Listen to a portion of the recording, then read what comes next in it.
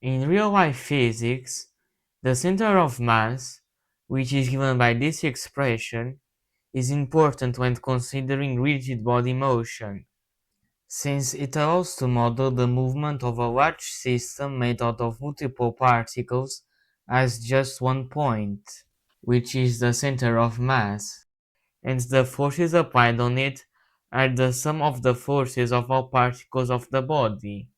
Turns out this is also true in BFDI. Let's consider a set of multiple particles. Each particle has a mass and many forces applied on it. This means that the position of each particle as a function of time is given by this. So the position of the center of mass is given by this expression, which is the same expression as a point where the sum of forces applied on it is equal to the sum of the forces of all particles considered, and with mass equal to the sum of the mass of all the particles. So, for the linear motion of the body as a whole, we can just consider the motion of the center of mass. One thing you may have noticed is that I always use the term sum of forces and never external force.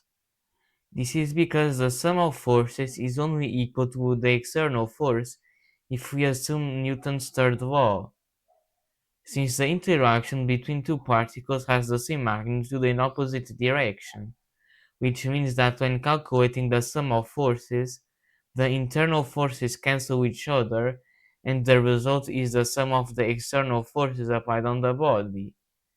But since this law might not be true in BFDI, this might not also be true. But it still is true that the sum of forces of all particles is the forces in the motion of the center of mass. I know this video is short, but this is all I have for this video. Goodbye.